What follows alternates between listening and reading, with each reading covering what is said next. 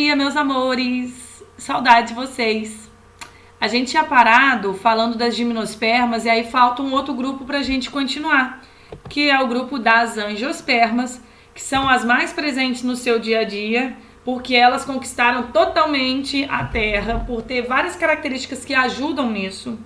Elas têm a história mais complexa e evolutiva dos vegetais, tem cerca de 285 mil espécies descritas, e a gente divide essas espécies em 3 grandes classes.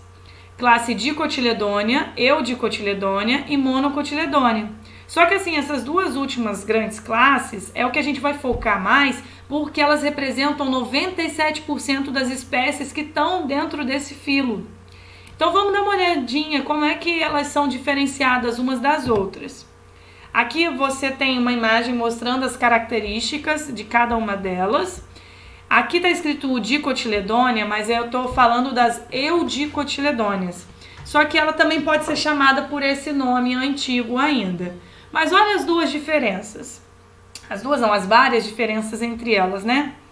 Em relação aos cotilédones da semente, se você pegar a semente de um feijão e comparar com a semente de milho, aqui no milho você vai ver que você vai ter a parte que é nutritiva, chamada endosperma, e você tem uma parte chamada cotilédone, que é como se fosse uma folha bem primitiva do embrião.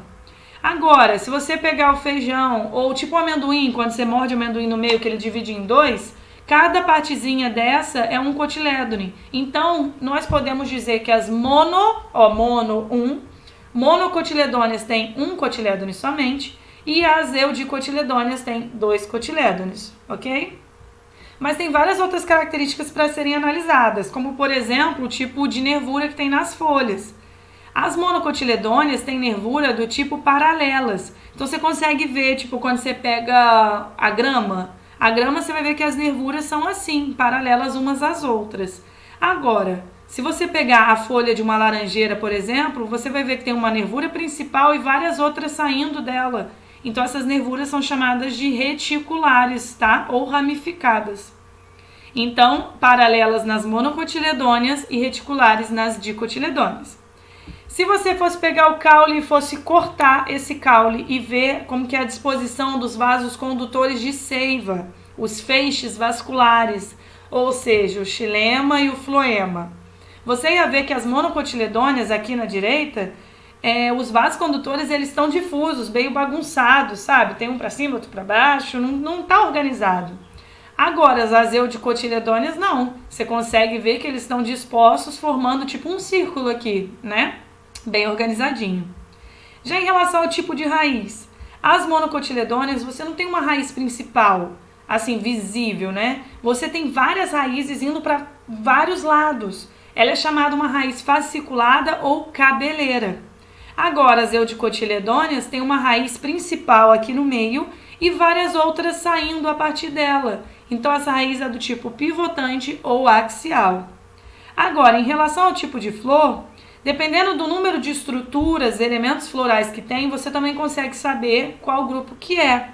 Se você tem, por exemplo, 3 pétalas, 3 sépalas e por aí vai, a gente vai falar essas partes daqui a pouquinho, mas vamos supor nas pétalas, você tem 3 pétalas ou múltiplos de 3. Você tem uma planta que é uma monocotiledônea.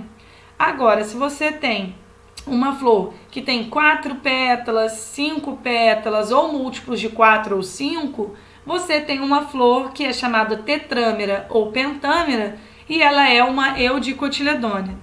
É fácil visualizar isso em orquídea. Se você for olhar a folha da orquídea, a nervura dela é desse jeito aqui, ó, paralela. E se você for dar uma olhadinha na flor, a flor da orquídea vai ter 3 pétalas lá bonitinhas, tá? Então, assim, características gerais que a gente fala de angiospermas, isso aqui vocês estão craques em saber. Elas são embriófitas, então tem um embrião retido no gametângio feminino. São traqueófitas, tendo vasos condutores de seiva. Espermatófitas, então isso quer dizer que elas têm sementes. Elas agora também podem ser chamadas de antófitas, porque têm flores e também elas produzem frutos. Elas também são sifonógamas, isso quer dizer que elas não precisam mais de água para se reproduzir, porque tem o grão de pólen que ele vai formar o tubo polínico para a fecundação. Uma coisa importante, a geração esporofítica, ou seja, o esporófito, ele é muito maior e ele é mais independente do que o gametófito. O gametófito, vocês vão ver que ele é extremamente reduzido e ele é dependente do esporófito.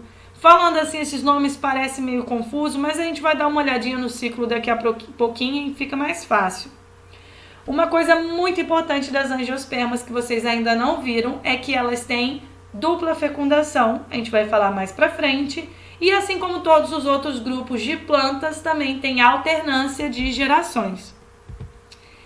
Em relação à reprodução, antes quero mostrar para vocês a reprodução do tipo assexuada.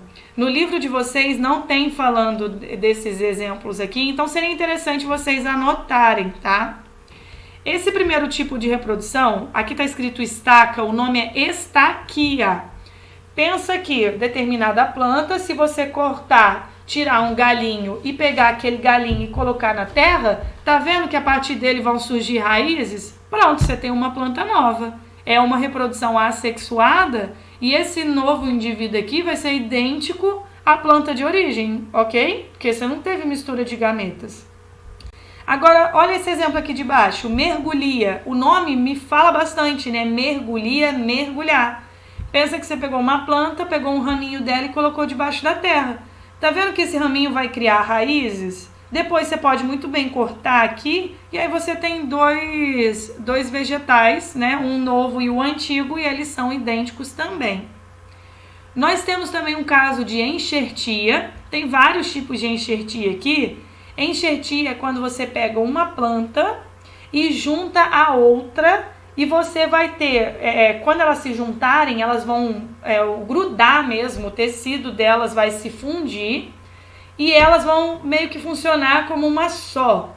É legal ter enxertia, por exemplo, se você quiser ter uma árvore que produz 2 frutos diferentes, isso é muito doido. Na época do mestrado, eu tinha um pé de laranja para criar meus pulgões. Só que você conseguia ver que tinha um nozinho na parte do caule, era tipo liso, de repente chegava um nozinho e continuava liso. É porque daquele nó para baixo, a planta era um limão cravo que a galera fez enxerto com laranja. Então, assim, eles conseguiam juntar, corta uma parte do limão cravo, né? Aqui tá mostrando alguns exemplos como é que você pode fazer.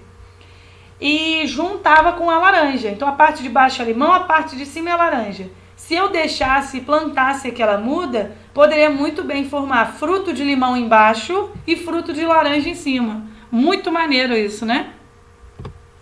Agora, um outro tipo de reprodução assexuada é a chamada alporquia. Olha o que você pode fazer.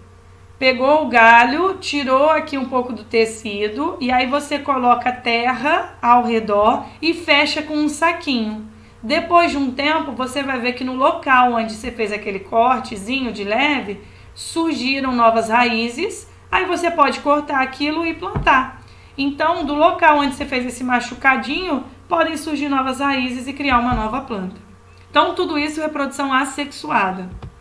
Agora, a reprodução sexuada, para a gente começar a falar dela, como é que eu vou fazer? Eu vou explicar para vocês a flor, depois eu vou explicar como é que forma o grão de pólen, depois eu vou explicar o que acontece na parte feminina e aí sim a gente junta, tá bom?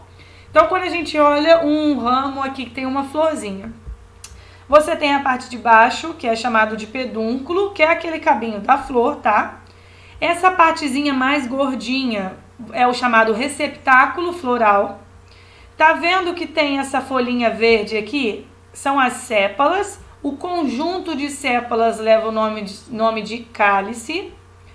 Essas aqui coloridas são as pétalas. O conjunto leva o nome de corola. E aí, né, no caso dessa flor, você tem a flor que tem o aparelho reprodutor masculino e o feminino junto.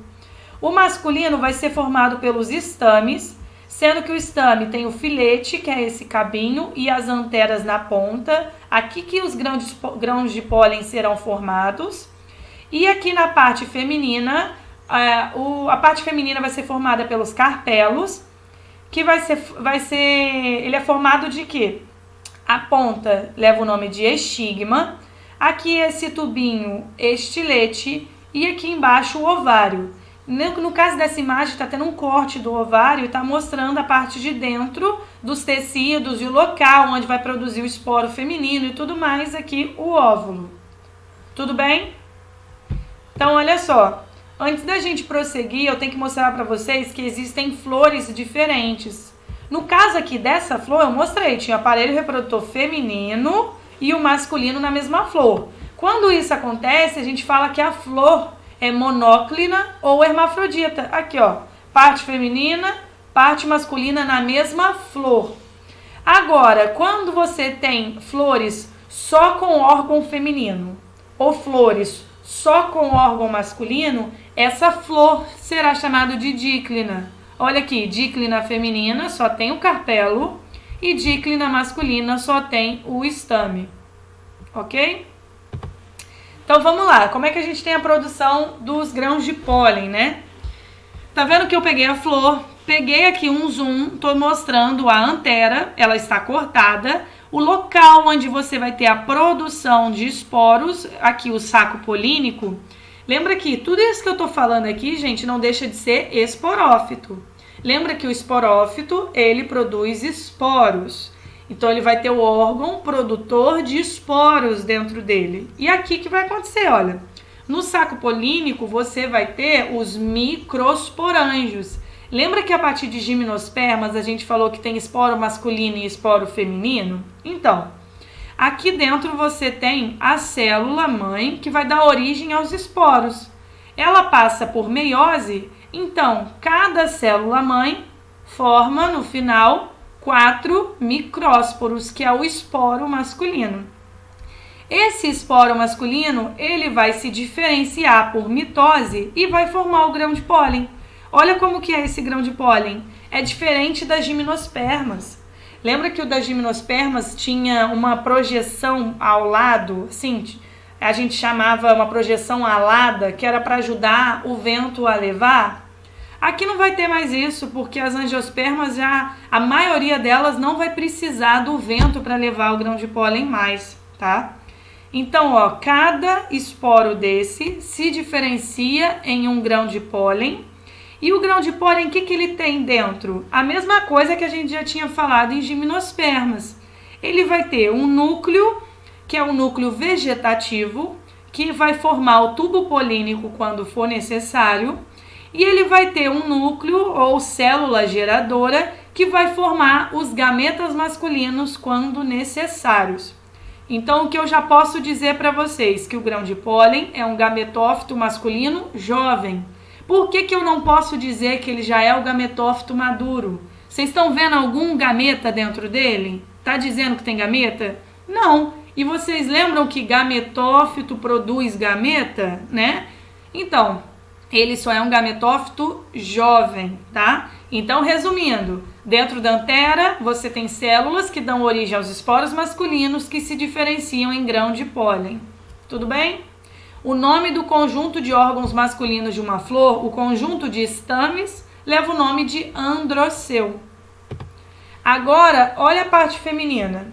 Tem o estigma, estilete, ovário, isso daqui é um carpelo, ou também chamado de pistilo. Quando você corta ao meio, olha como que você está vendo aqui dentro. Você está vendo o corte do ovário, você tem um óvulo aqui dentro. O óvulo nada mais é do que o local onde você vai produzir o esporo feminino. Lembra que isso, o local onde produz esporo, leva o nome geral de esporângio. Quando a gente fala que é o esporo feminino, é o megasporângio. Então, olha aqui. Da mesma forma que tinha no masculino, você vai ter uma célula-mãe que vai sofrer meiose e vai formar 4 células haploides, que são os megásporos, ou seja, os esporos femininos. Só que 3 dessas células se degeneram, só fica um. Aqui está escrito ginósporo porque é um nome antigo utilizado.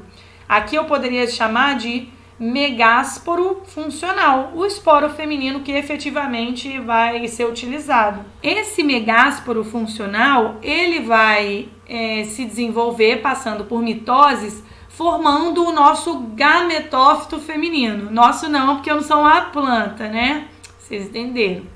Então forma o gametófito feminino, que é toda essa estrutura que leva o nome de saco embrionário. Só que você tá vendo que tem um monte de bolinhas aqui, células importantes? Então, que células são formadas a partir dessas mitoses? Duas chamadas sinérgides, que ficam próximos do gameta feminino, que é a oosfera. Aqui no meio, 2 núcleos polares. E aqui em cima você tem 3 células chamadas antípodas. Toda essa estrutura aqui, toda essa célula é haploide. Então, resumindo a parte feminina. Dentro do ovário tem o óvulo, que vai formar o esporo feminino. A célula mãe vai sofrer meiose, forma 4 esporos femininos, que são os megásporos, 3 degeneram, somente um é funcional e ele passa por mitoses e se desenvolve formando o gametófito feminino, que é chamado saco embrionário, que tem antípodas, sinérgides, oosfera e núcleos polares, ok? Então, o aparelho reprodutor, o conjunto de órgãos femininos de uma flor, é chamado de gineceu. Agora sim, quando a gente vai falar da fecundação, você precisa que o grão de pólen saia da antera e encontre o estigma da planta. E tem várias formas disso acontecer. Quando é o vento levando o grão de pólen, leva o nome de anemofilia. Quando são insetos, entomofilia. Quando são pássaros, ornitofilia. Quando são morcegos, quiropterofilia. Só que assim, se eu perguntar para vocês, como é que é uma flor que ela é polinizada pelo vento? Ela precisa ser colorida? Não. O vento não vê cor. Ela precisa ser cheirosa? Não. Ela precisa ter nectário floral, que são substâncias assim, tipo açucaradas? Não, tá? Então uma flor que ela é polinizada pelo vento, ela não precisa de nada disso. Ela precisa ter estames bem com uma alta produtividade de grão de pólen, plumosos e tudo mais. Agora, quando eu falo de uma planta que ela é polinizada por insetos, por pássaros e por morcegos, aí é um pouquinho diferente.